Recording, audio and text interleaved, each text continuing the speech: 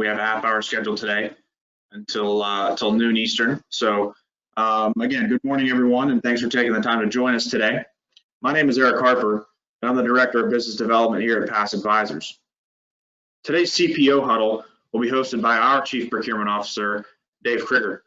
Before I kick it over to Dave, if you have questions during the discussion, feel free to submit them in the chat box, which is in the top right-hand corner of the GoToMeeting, or you can email me, which is eric.harper@paasadvisors.com. That's eric.harper@paasadvisors.com. I'll now hand it over to Dave to get us started. Great, Eric. Hey, thank you very much. Good morning, everyone. Thank you for taking time out of your day to participate in our CPO Huddle. I really appreciate it. My name is Dave Krigger. I've been working in the technology sector for a number of different perspectives, going on 25 years. I've been on the sales side of technology agreements and built analytics practices in a number of procurement teams. Most recently, I helped build a procurement consultancy at Receptio, which was acquired by PAAS Advisors in late 2019. As PAAS Advisors, we offer two different business models when we work with clients. Number one is a subscription-based model with a guarantee, and number two is a 100% contingency model where we only earn when clients save. So my team and I partner with many large global companies and become an extension of their procurement teams. Today, I really wanted to provide some coaching in managing what is the largest and fastest growing of the indirect spend categories. Also, if you would like, we will be offering a no-cost assessment into capturing more technology savings. So as we go, please ask questions. I will present some ideas here, and I'd love to hear what you have to say, any comments or questions that you might have. So there is no doubt that the number one priority for procurement teams is to reduce spend and increase value.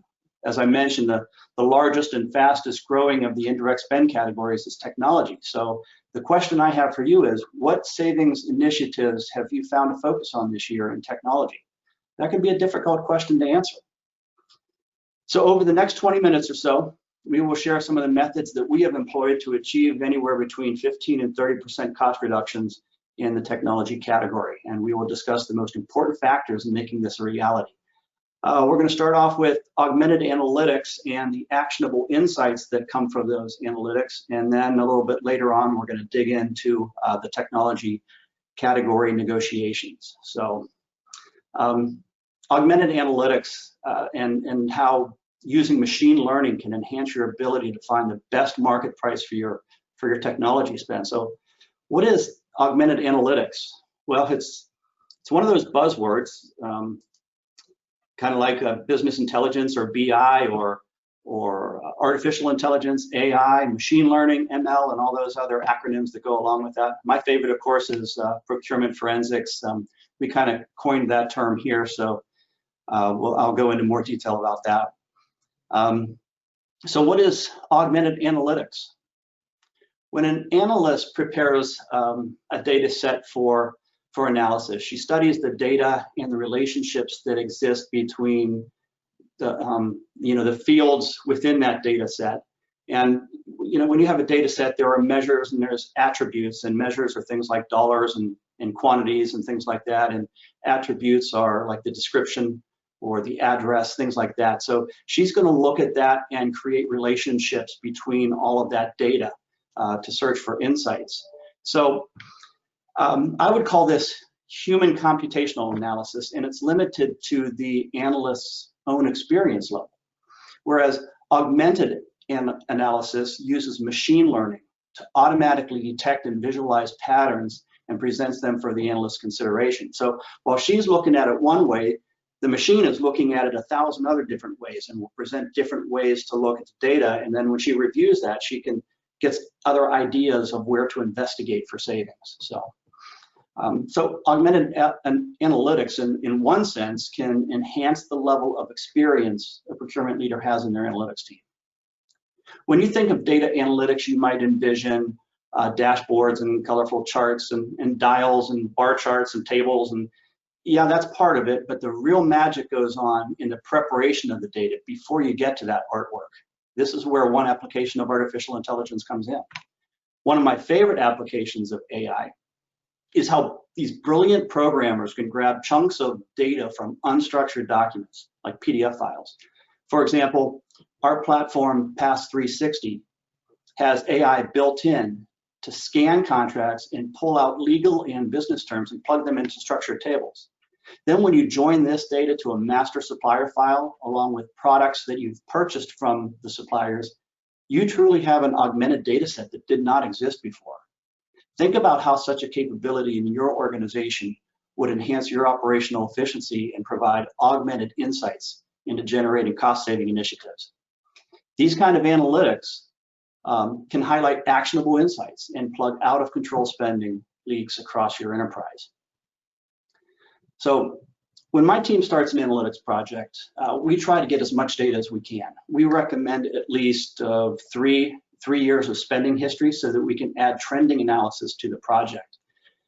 If you take a look at the slide that's up now, these are the steps we take to build an analysis. So the data, let's say that you're in a company that has grown a lot through acquisition, and you might have 3 or 4 ERP systems or 10 or 15 ERP systems. You know who you are. But anyway, we take that data and we clean it. And when I say clean it, I mean there's data comes in all different formats to it. It might have a header with all kinds of strange characters in it, parentheses and things like that. And since we're taking this data and putting it in a SQL database within an autonomous data warehouse, it has to be a certain structure. So we clean all of that out of there. We reduce or get rid of duplication and that sort of thing.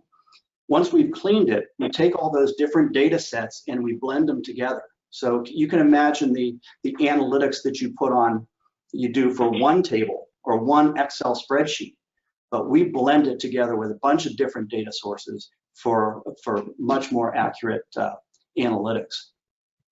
At that point, we start to build the analytics then, and then from there we look for the insights into savings. Another data set I like to add in here is expense reporting. It's a real bonus data set if you can get it. Some companies have corporate credit cards or P cards that employees can use to acquire products that they need. You would not believe some of the errant spend that you can find in these kind of data sets. We also recommend doing office supplies along with the technology category. Very often, millions of dollars of technology spend is hidden there. Recently, I did a category plan for a large manufacturing company here in Western Pennsylvania. We found $1.5 million of technology spend at office supply companies that was unmanaged. Yeah, that's $1.5 million at list price and over. One challenge, though, that you might run into in doing office supplies and other categories within IT is that the category managers may not want to go after those savings, believe it or not. When there is spend on corporate credit cards or on expense reporting, the spend is not associated with a technology budget. It is more likely associated to a department cost center. So the savings to them seems to vanish. The savings are real hard dollar savings though, and I would challenge the CPOs on the call today to capture that savings and figure out how to make it real. Analytics and category planning process is a surefire way to identify long tail spend.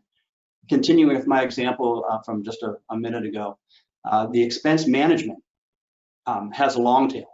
I have found office supplies and technology from dozens of different suppliers, and I've identified contingent labor from 7 or 8 different providers that were not under contract. Yeah, it's hard to imagine that you can spend contingent labor on a credit card at full price. So we identified millions of dollars of savings in this way. So let's talk about technology agreement negotiations and creating win-win relationships with technology providers. Technology agreements, they're just a challenge to negotiate. What makes it worse is I have seen in my various roles in procurement that category managers or buyers are moved to different categories in your organization to plug skill gaps where high level of activity needs to be supported. So in IT, there's a high level of activity. So if they take a category planner from, say, MRO and move them over, they may not have the expertise to handle that. At one point, I was assigned a global technology category manager at an engineering firm.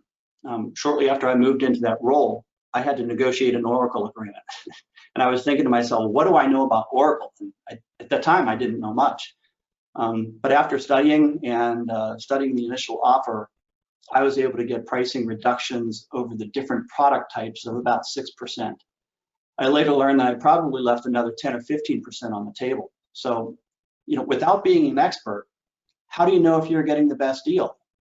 And well, without experience, I didn't get the best deal. And really, there's a lot of companies that don't. Pricing is just one aspect of negotiating the deal.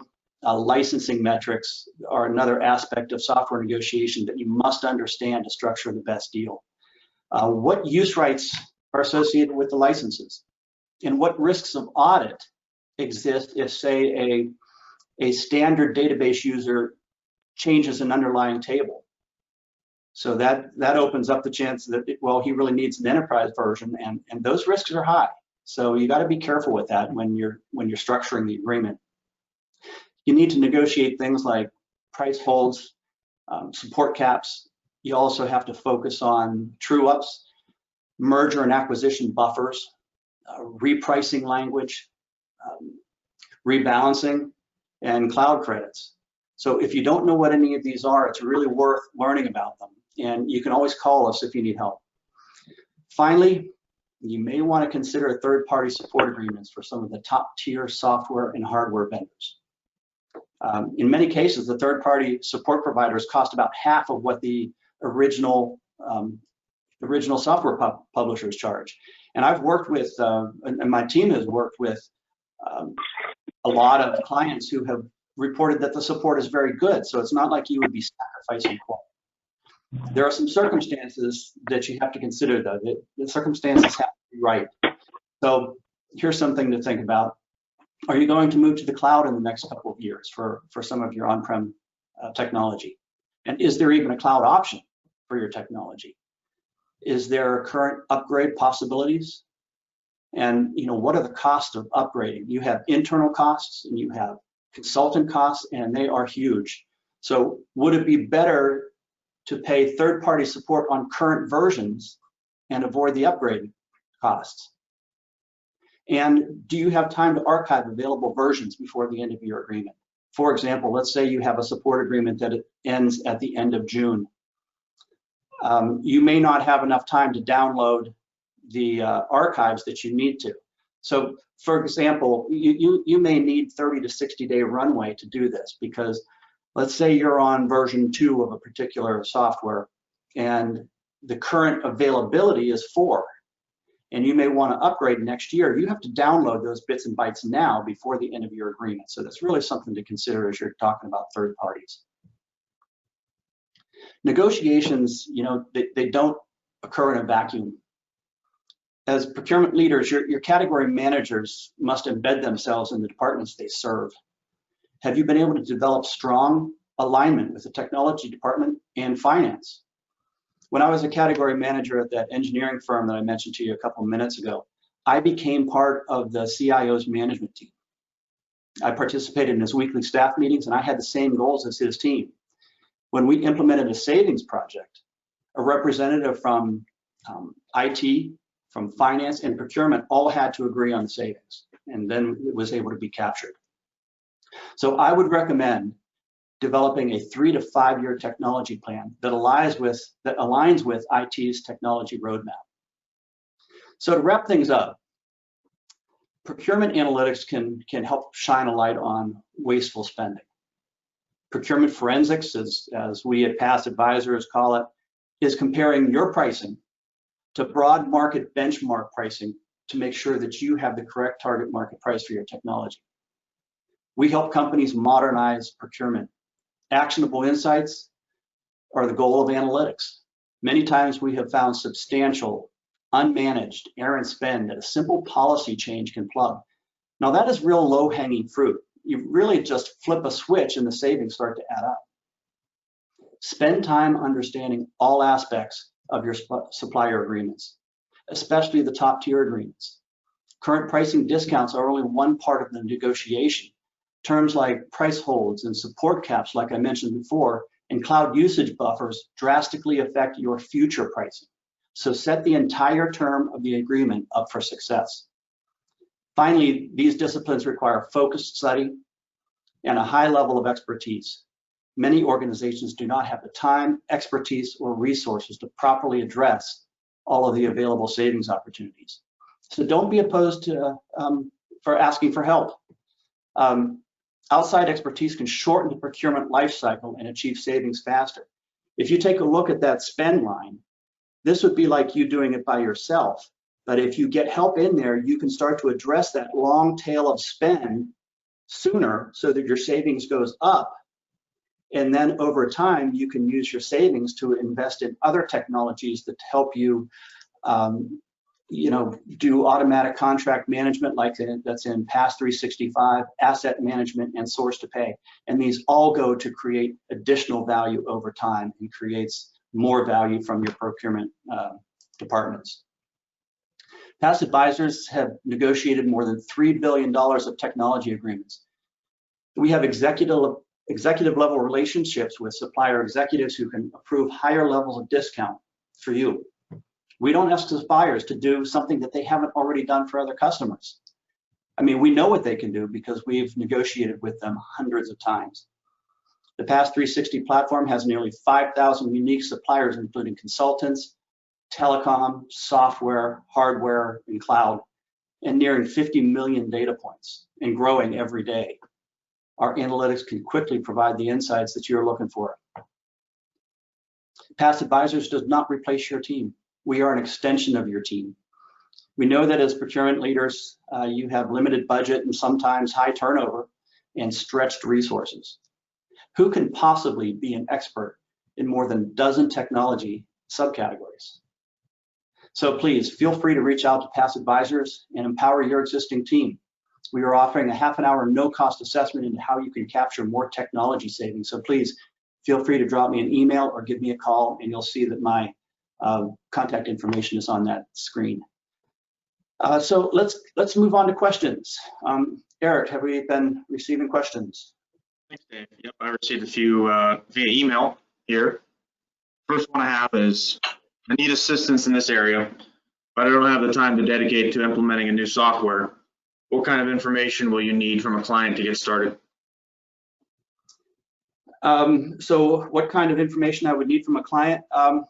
I've worked with some clients who have had a hard time moving forward because they think it's a very heavy lift up front in getting data and getting this process started. But it's not really that hard because it's a connection from your either ERP system or a feed. It can be an Excel file, a CSV file.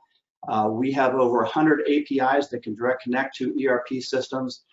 And what I like to get is not just high-level data, but I like to get purchase order line item detail, because that typically has cost centers and departments and descriptions and a lot more detail than just regular purchase order header information. So during the onboarding process, I would ask clients to get as much data from PO line item data as possible. And if they have more than one ERP system, I would like to get PO detail from each one of those.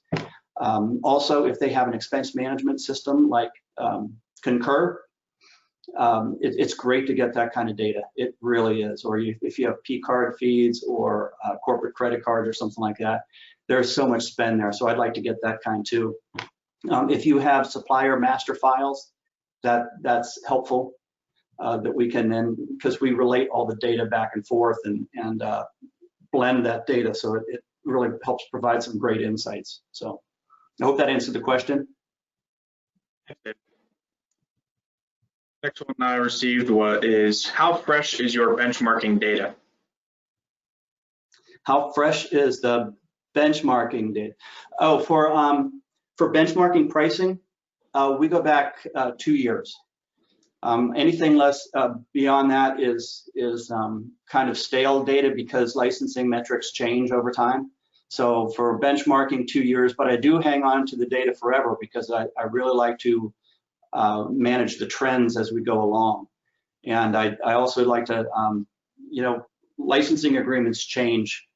And so if we follow a trend line over time and market to where certain terms and conditions change in the agreement, you can see how pricing changed because of that change. So I just keep it longer for trending. Thanks. Next one we received. What cybersecurity or data protection tools do you use to ensure client data is safeguarded? We have cloud-based autonomous data warehouse that is constantly secured and backed up. It's SOC 2 compliant, GDPR compliant. So it's a bulletproof system from storage through ETL, through autonomous data warehouse, and through analytics and apps. Great, thanks. Next one I received asks, do you cover license agreements for other regions beside the United States? Yes, we do. We work in a number of different countries. We have clients, one client I have here is in 51 different countries. Another one is 40, I think he's in 44 different countries. And so all the spend is global, so absolutely. Thanks.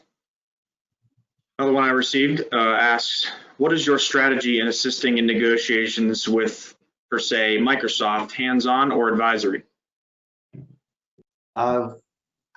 It can be either. We can advise you as to where your discount is and what terms and conditions you should be going for, or we can negotiate for you. It all depends on what level of support you need. Thanks, Dave. I think we got time for one or two more here. I see I received, there are numerous organizations providing similar services. Why would you be the best choice? And how do we get paid for our services? Why are we the best choice? Number one, we grew up in IT. That's where we started. I'm a data guy. I love data, and a lot of our executives and partners in the team here worked for some of the largest suppliers that you have. You know who they are. It's like Oracle, Microsoft, SAP, Salesforce. We have people that work there and help to develop the licensing programs there. So we know the licensing programs. We know these companies. We have executive relationships there. And some of the larger consulting firms out there, they don't have that. We are absolutely hands-on with that knowledge and with those relationships. What was the second part of that, Eric? The second part was, how do we get paid for our services? We have two different models. The first one is subscription-based.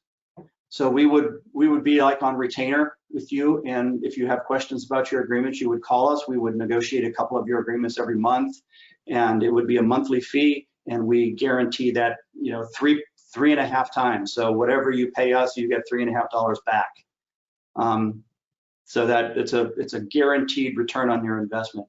Number two is we can be 100% contingency based. So, you know, one thing we've noticed in the pandemic era is that companies may not necessarily have budget to pay for consultants, but if we find you savings, then that's the only time when we would get paid. So to summarize, subscription based or contingency based. So it's up to our clients, whatever works best for them. Great, thanks, Dave. Another one I received asks, if there is a specific product that we'd like pricing benchmarks, how best do we engage? We can talk about that in more detail. We can, in terms of engagement, we would find out what you're looking for, and we have vast databases that benchmark. So Depending on what your product is, we would do searches, but we would have to figure out how to work together, whether it's on a contingency basis or whether it's on a subscription basis. So that would most likely be under a subscription base because of our data set. We would go and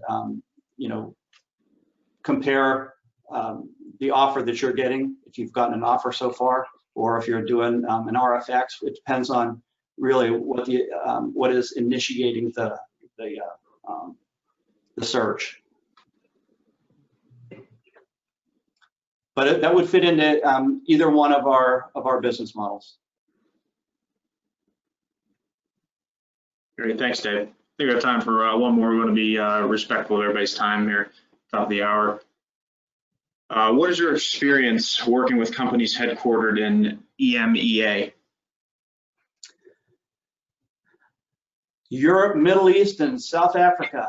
I guess Africa, EMEA. Well, like I said, we work with a lot of companies that are all over the globe, and we currently have a client based in the UK. They have big presence here in the United States, so there's no issue with working over there. We have relationships with suppliers there, and so there's no issue. The data is data to us, and the relationships still are extremely important, and we still maintain those relationships. So I work in EMEA a lot. When I was with that engineering firm I was talking about earlier, I was the global IT category manager, and so I had a category manager in Sweden, Germany, South Africa, China and South America too, but so I have a lot of experience working with IT in Europe. And so does the whole team. We have quite a few people that travel there. Thanks, Dave. I think that's the last one I received, and we're at the top of the hour here. So again, we appreciate everybody's time today. And if you have further questions, feel free to email either of us. Dave's contact information is on the screen, and I gave mine earlier, Eric.Harper, PAAS Advisors. All right. Hey, thanks everybody. Thanks for attending. I really appreciate you taking time out of your day and spending it with us.